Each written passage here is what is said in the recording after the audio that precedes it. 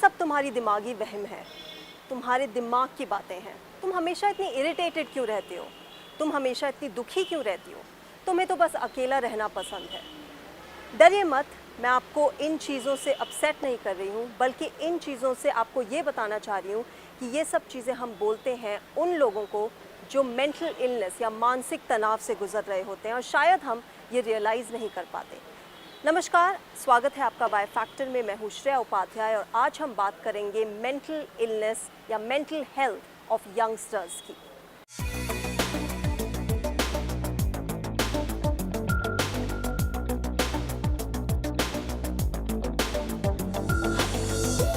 दो 2021 में लगभग 5 करोड़ 6 लाख भारतीय अवसाद या डिप्रेशन से पीड़ित थे। एक साल और एक महामारी के बाद संख्या में केवल बढ़ोतरी ही हुई है। विश्व स्तर पर विकलांगता के प्रमुख कारणों में से एक मानसिक बीमारियां हमारी सबसे महत्वपूर्ण सामूहिक चुनौतियों में से एक है। आज भी मानसिक स्वास्थ्य के रखरखाव को काफी हद तक अनदेखा किया जाता है। विश्व स्वास्थ्य संगठन के अनुसार महामारी और इसके प्रभाव के कारण भारत में किसी भी मानसिक विकार वाले रोगियों की संख्या 20% तक पहुंच जाएगी, जिसमें लगभग 5 करोड़ 6 लाख भारतीय डिप्रेशन से पीड़ित रहेंगे और 3 करोड़ 8 लाख लोग एंजाइटी से पीड़ित रहेंगे। As we all know that physical stress is a part of our life journey, but mental stress is a very big role which plays in many things in youngsters per se. So I think it really comes to me also for an occurrence that I work in an NGO, though it's a social service, but still we go through a lot of stress, regarding many things, regarding achieving our targets and not coping up with our seniors and all.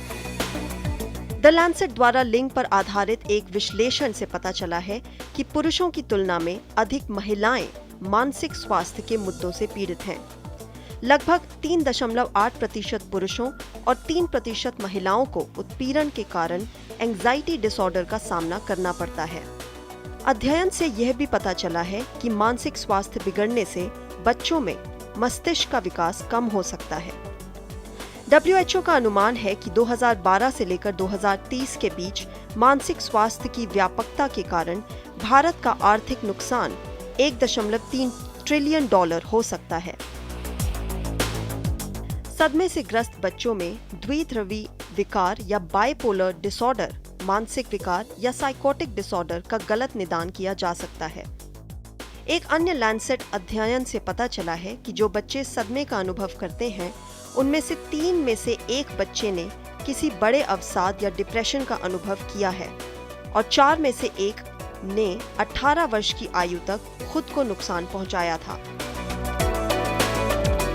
यह भी पाया गया है कि बचपन में सदमे के इतिहास वाले लोगों के बड़े होने पर शारीरिक दर्द का अनुभव होने की संभावना दोगुनी हो जाती है। पेट और पीठ के निचले हिस्से में दर्द, चिड़चिड़ापन, आंत्र सिंड्रोम या इरिटेबल बाउल सिंड्रोम और माइग्रेन का लक्षण भी पाया जाता है। आजकल के पेरेंट्स क्या है, हर किसी की बात नहीं कर रहे, बट 90% जो पेरेंट्स होते हैं वही देखते हैं कि सक्सेस बंदा जो कर रहा है वही मेरे बच्चे करना चाहिए। स्ट्रेस को कुछ लोग क्या सिगरेट में, स्मोकिंग में चालू कर देते हैं, या फिर कुछ लोग जो ड्रिंक करना स्टार्ट कर देते हैं। कुछ लोग क्या होता है कि भाई इधर से उधर दोबारा पढ़ना स्टार्ट कर दिया, नॉर्मल जॉब देखनी स्टार्ट कर दी। मानसिक स्वास्थ्य के क्षेत्र में दुनिया भर में कर्मचारियों की भी कमी है।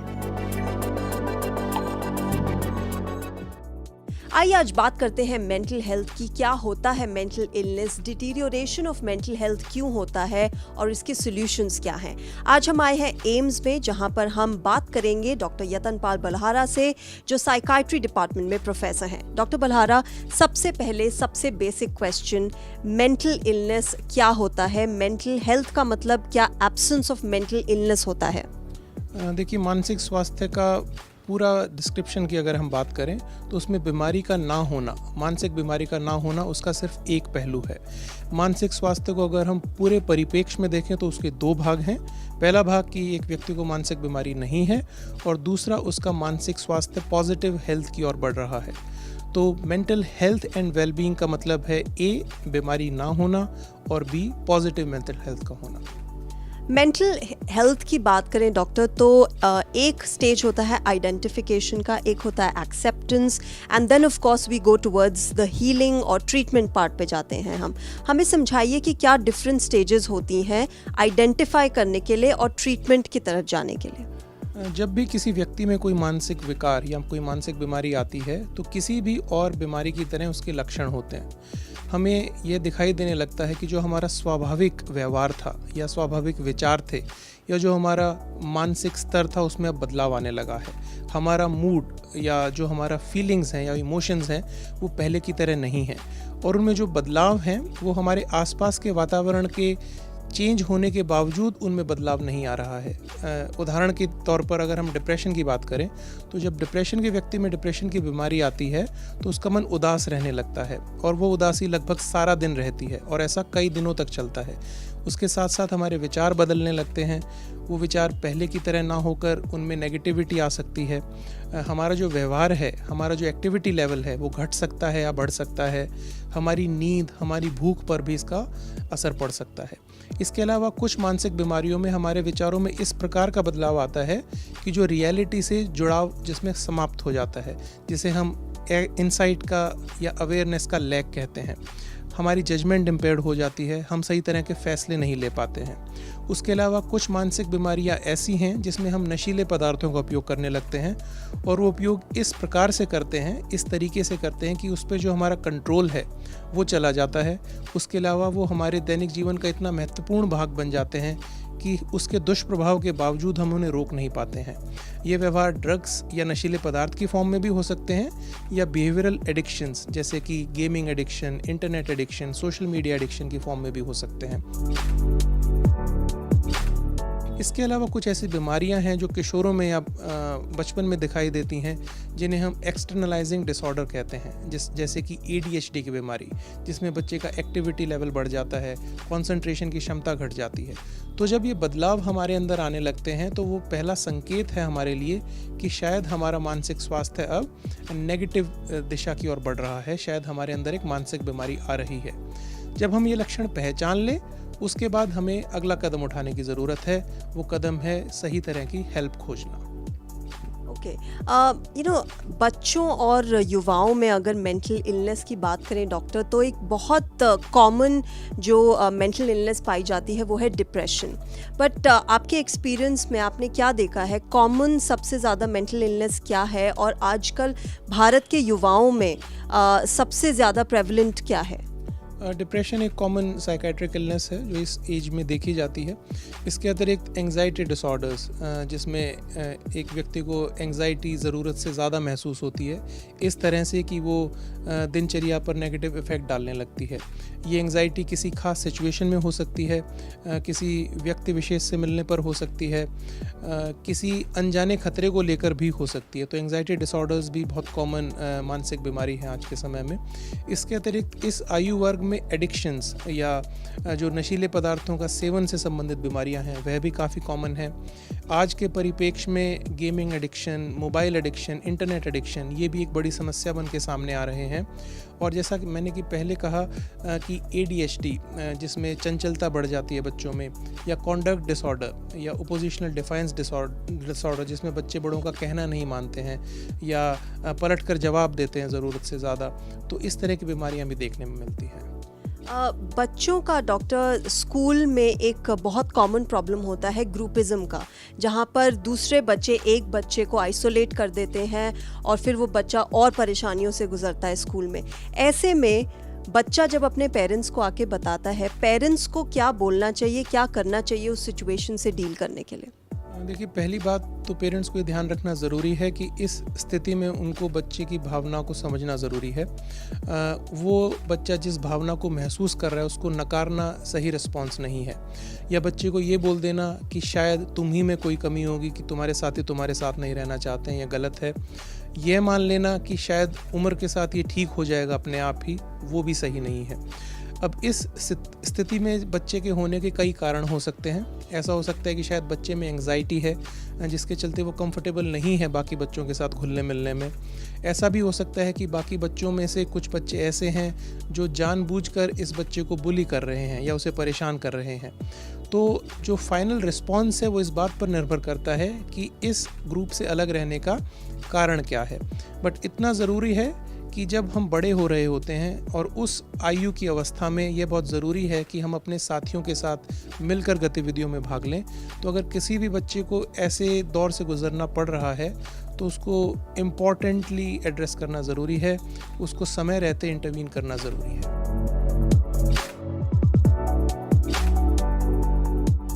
आपके, मेरे, दीपिका पादुकोण, विराट कोहली या फिर बादशाह के बीच में क्या कॉमन है? वो एक सिंपल चीज़ है और वो है कि हम सब वल्नरेबल हैं मानसिक तनाव के, मेंटल इलनेस के, डिटीरियोरेटिंग मेंटल हेल्थ के।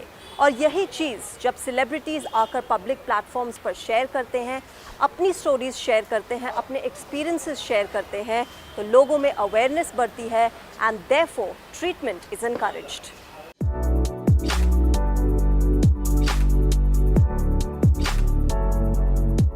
कोई भी व्यक्ति जिसने कभी मानसिक तनाव की स्थिति का सामना किया है, वह आपको आसानी से बता सकता है कि यह कितना अलग थलग पृथक पड़ सकता है। पैनिक अटैक से लेकर दर्दनाक सुन्नता तक मानसिक बीमारी के बारे में सामाजिक रूढ़ियां अक्सर लोगों को इलाज की तलाश करने से रोकती हैं। हालांकि अब कहानी बदल रही है। मशहूर हस्तियों ने सार्वजनिक मंचों पर अपने संघर्षों को साझा किया है। दीपिका पादुकोण से लेकर विराट कोहली तक भारतीय सिलेब्स ने मानसिक बीमारी से जुड़े कलंक को तोड़ा है। क्रिकेटर विराट कोहली ने कहा, मैं एक इंसान हूँ, यह असामान्य नहीं है, इसके बारे में बात करें। हम नहीं बोलते क्योंकि हम हिचकिचाते हैं। हम मानसिक रूप से कमजोर नहीं दिखना चाहते हैं। खुद को मानसिक तौर पर मजबूत दिखाना, जबकि ऐसा महसूस ना करना और भी खतरनाक है। मुझे यह बताने में कोई शर्म नहीं है कि मैं मानसिक रूप से कमजोर महसूस कर रहा था। अभिनेत्री दीपिका पादुकोण ने तब सुर्खियां बटोरी जब उन्होंने स्वीकार किया कि वह डिप्रेशन से पीड़ित हैं। I think it started with just a feeling, it started with just a feeling of not being completely there, of feeling like, like we spoke about that pittish feeling in your stomach where, and just breaking down for no reason, and truly just feeling completely lost and not understanding what was happening to me. Wrapper singer बादशाह ने भी अपनी मानसिक स्वास्थ्य के बिगड़ने पर बात की। वो जो मेंटल स्टेट होती है वो बहुत गंदी होती है। एंग्जाइटी काफ़ी ज़्यादा हुई मुझे और एंग्जाइटी लेड टू डिप्रेशन। तो वो 6 महीने मेरा इलाज चला। वो तो शुक्र है उस डॉक्टर का, और म्यूज़िक ऑब्वियसली हेल्प मी कि I was fine, I am fine now. अभिनेत्री इलियाना डिक्रूज को बॉडी डिस्मॉर्फिया है, एक मानसिक स्थिति जिसमें व्यक्ति अपनी खामियों के बारे में सोचना बंद नहीं कर सकता। वे जिस तरह से दिखते हैं उसके बारे में वे बहुत शर्मिंदा और चिंतित महसूस कर सकते हैं। रैपर योयो हनी सिंह को द्विध्रुवी विकार या बाइपोलर डिसऑर्डर का सामना करना पड़ा है, जिसके बाद वह 1 साल के लिए रिहैबिलिटेशन या पुनर्वसन के लिए भी गए थे। युवाओं की बात करें डॉक्टर, तो एक बहुत बड़ी समस्या युवाओं में डेली जॉब स्ट्रेस और उससे रिलेटेड सारे मेंटल इलनेसेस का है, जिसके चलते वो और चीज़ों में भी इन्वॉल्व हो जाते हैं, चाहे वो सब्सटेंस अब्यूज़ हो, चाहे अल्कोहलिज्म हो।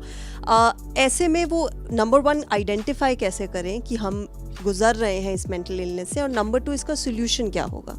देखिए, जो कारण आपने बताई ये हमारे आज के जीवन की वास्तविकता है। हमारे जीवन का एक महत्वपूर्ण पहलू है जिसके साथ हमें जीना पड़ेगा, क्योंकि ये हमारे दिनचर्या का एक हिस्सा है। तो पहली बात तो ये है कि हमें यह समझना होगा कि ये जो लाइफ के स्ट्रेसर्स हैं ये मेरे रूटीन का एक पार्ट है। क्योंकि अब ये रूटीन का पार्ट है तो उसको बेटर तरीके से डील करना हमें सीखना होगा। हमें ये सीखना होगा कि हम खुद को कैसे बेटर प्रिपेयर कर सकते हैं, किस तरह से मैं अपने स्ट्रेस के लेवल को कम कर सकता हूँ, मैं किन फिज़िकल एक्टिविटीज़ में खुद को एंगेज करूँ जिससे मेरी एंग्जाइटी या मेरा स्ट्रेस घटे। मेडिटेशन का सहारा लिया जा सकता है। अगर आपको अच्छा लगता है तो आप योगा कर सकते हैं। आप अपने साथियों से मिलकर इस बात को डिस्कस कर सकते हैं, उनका पर्सपेक्टिव ले सकते हैं, उनके साथ अपने विचारों को साझा कर सकते हैं। तो एक तो हमें इसके लिए बेटर प्रिपेयर होने की ज़रूरत है। दूसरी बात यह भी सही है कि कुछ लोगों में ये जो स्ट्रेस हैं ये उनकी क्षमता से ज़्यादा होते हैं, जिसके चलते वो उनसे कोप नहीं कर पाते हैं। तो ऐसी स्थिति स्थिति में अगर आपको लगने लगता है कि ये स्ट्रेस ओवरवेलमिंग है, जिसे आप अपने लेवल पर संभाल नहीं पा रहे हैं, आपकी पूरी कोशिश के बावजूद आपको परेशानियां आ रही हैं, इससे आपकी नींद, आपकी भूख पर असर पड़ रहा है, आपके अंदर नेगेटिविटी की फीलिंग्स आ रही हैं, आपको उम्मीद कम नज़र आती है, आप में ये भावना आने लगी है कि शायद कल आज से भी बुरा होने वाला है, लाइफ को लेके मन में विचार आने लगते हैं कि इस जीवन का क्या फ़ायदा है, और अगर आपके मन में एंग्जाइटी या डिप्रेशन के भाव आने लगते हैं तो फिर आपको किसी प्रोफेशनल से मदद की ज़रूरत है। डॉक्टर, आजकल एक बहुत प्रेवलेंट है हसल कल्चर। युवाओं में स्पेशली देखा जाता है कि हसल कीजिए, if you have to achieve something तो हसल करके जाइए, बी ऑप्टिमिस्टिक। आपको लगता है कि ये वाली जो कल्चर है, हसल कल्चर, या हमेशा पॉजिटिव और ऑप्टिमिस्टिक रहना, ये भी कहीं ना कहीं प्रेशराइज करता है एक स्पेसिफिक माइंडसेट बना के रखने के लिए? देखिए, यह समझना ज़रूरी है कि कोई भी दो व्यक्ति एक समान नहीं होते हैं। तो जो एक अप्रोच एक पर्टिकुलर इंडिविजुअल के लिए काम करती है, ज़रूरी नहीं वह दूसरे के लिए भी काम करेगी। तो ऐसा हो सकता है कि कुछ लोग अपने टारगेट्स को लेकर बड़े अग्रेसिव हों, ऐसा हो सकता है कि कुछ लोगों को इससे मदद मिले कि they are always on the go, जो खुद को पुश करते रहें अपनी लिमिट्स के भी बियॉन्ड। कुछ लोगों में ये काम कर सकता है, लेकिन ज़रूरी नहीं कि सभी के लिए काम करेगा। तो हमारे लिए यह पहचानना ज़रूरी है कि मेरा अपना व्यक्तित्व क्या है और मेरे लिए कौन सा तरीका ज़्यादा कारगर साबित होने वाला है। सिर्फ इसलिए कि मेरे आसपास ऐसा हो रहा है मैं ऐसा करने लगूं, वो सही नहीं है। जीवन में आगे बढ़ने के कई तरीके हैं, लाइफ को जीने की बहुत सारी अप्रोच हैं और वो सभी रास्ते सक्सेसफुल हो सकते हैं। तो हमें खुद के लिए परफेक्ट मैच ढूंढने की ज़रूरत है कि मेरे लिए लाइफ में क्या सही अप्रोच है। डॉक्टर, क्या ये प्रॉब्लम अर्बन इंडिया और रूरल इंडिया में डिफरेंट है? क्या ये डिफरेंस देखा जाता है और ज़्यादा तादाद कहाँ पर है? देखिए, अगर हम एविडेंस की बात करें तो फ़र्क है। शहरी इलाकों के कंपैरिजन में ग्रामीण इलाकों में कुछ मानसिक विकार कम होते हैं, लेकिन ये ज़रूरी नहीं है कि ग्रामीण इलाकों में मानसिक विकार नहीं होते हैं। कुछ ऐसी बीमारियां भी हैं जो एविडेंस मिला है कि जो ग्रामीण क्षेत्रों में शायद ज़्यादा हो सकती हैं। तो ये डिपेंड करता है कि आप किस तरह के स्ट्रेस से गुजर रहे हैं और एज एन इंडिविजुअल आपकी खुद की कोपिंग स्किल्स कैसी हैं। तो शहरी इलाकों में और ग्रामीण क्षेत्रों में दोनों जगह रहते हुए आपको स्ट्रेस हो सकता है, दोनों जगह रहते हुए ही आपको मानसिक बीमारियां भी हो सकती हैं। दोनों में से कोई भी आपको ना तो इम्यूनिटी प्रोवाइड करता है, ना ही पूरी तरह से आपको हर व्यक्ति दिखेगा कि वो परेशान ही है। तो हमें ये ध्यान रखना ज़रूरी है कि दोनों ही परिस्थितियों में मानसिक विकार आ सकते हैं। सॉल्यूशंस की ट्रीटमेंट की बात की जाए डॉक्टर, तो एक इंडिविजुअल लेवल पे होती है, एक परिवार के लेवल पे होती है, कम्युनिटी लेवल पे, और एक सरकार से जो आपको हेल्प मिलती है। एंड वी नो कि गवर्नमेंट ऑफ इंडिया ने नेशनल मेंटल हेल्थ प्रोग्राम भी की शुरुआत भी की और नेशनल टेली मेंटल हेल्थ की शुरुआत भी की। इस संदर्भ में कितना इम्पॉर्टेंट है इंडिविजुअल एक्शन से लेकर गवर्नमेंट एक्शन तक? आपने बहुत सही तरीके से इस बात को सामने रखा है। पहली बात तो ये है कि अपने खुद के स्वास्थ्य के लिए हम सबकी अपनी एक जिम्मेवारी है। तो हमें प्रयास हमेशा और हर रोज़ करना होगा कि कैसे हम अपने मानसिक स्वास्थ्य को पॉजिटिव डायरेक्शन में लेकर जाएं। इसका मतलब ये है कि हमें खुद का ध्यान रखना होगा, अपने शारीरिक और मानसिक स्वास्थ्य दोनों पर काम करना होगा। वो एक्टिविटीज़ जो हमें कंफर्ट देती हैं, वो एक्टिविटीज़ जो हमारे स्ट्रेस लेवल को कम करती हैं, हमें उनमें रेगुलरली एंगेज होना होगा। अपने लिए थोड़ा सा समय निकालना होगा, चाहे हमारे पास समय की कितनी भी कमी है, हमें अपने स्वास्थ्य पर काम करने के लिए दिन का कुछ समय खुद को देना होगा। ये आप अपने लेवल पर कर सकते हैं या अपने आसपास उन लोगों के साथ मिलकर कर सकते हैं जिनके साथ आप कंफर्टेबल फील करते हैं। परिवार का बहुत बड़ा रोल है, क्योंकि परिवार आपको अच्छे से जानता है, तो वो बहुत जल्दी ये पता लगा सकता है कि क्या आप में कोई बदलाव आ गया है या नहीं, जिसके चलते वो आपको बहुत समय रहते ये इन्फॉर्मेशन दे सकते हैं कि आपके अंदर वो बदलाव नोटिस कर रहे हैं। तो कहीं ये किसी तरह की मानसिक परेशानी का लक्षण तो नहीं है। परिवार यह मदद भी कर सकता है कि वे परिवार के उस सदस्य को सपोर्ट प्रदान करें। जब वो व्यक्ति स्ट्रेस से गुजर रहा है तो एक शॉक एब्जॉर्बर का काम करें उसके लिए। अगर ज़रूरत है तो सही तरह के मानसिक परामर्श के लिए किस तरह से उस व्यक्ति को सही इंडिविजुअल के पास लेकर जाया जाए, इसमें भी फैमिली रोल प्ले कर सकती है। और फाइनली अगर किसी को ट्रीटमेंट की ज़रूरत है तो फैमिली उस ट्रीटमेंट में भी एक भागीदार का रोल निभा सकती है।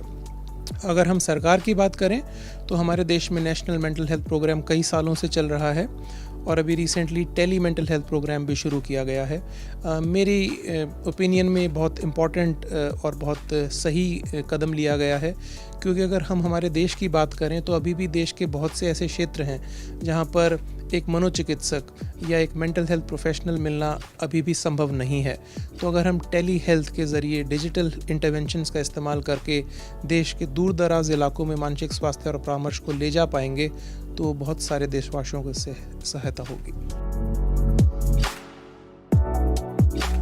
तो याद रखिए, it's okay to be not okay. सबसे पहले हमारे अंदर एक्सेप्टेंस और उसके बाद फैमिली सपोर्ट, कम्युनिटी सपोर्ट और फाइनली थेरेपिस्ट सपोर्ट। आज के लिए वाई फैक्टर में इतना ही, पर हम अगली बार एक नए टॉपिक के साथ आएंगे आपके लिए जो युवाओं से जुड़ा होगा। तब तक के लिए देखते रहिए डीडी न्यूज़।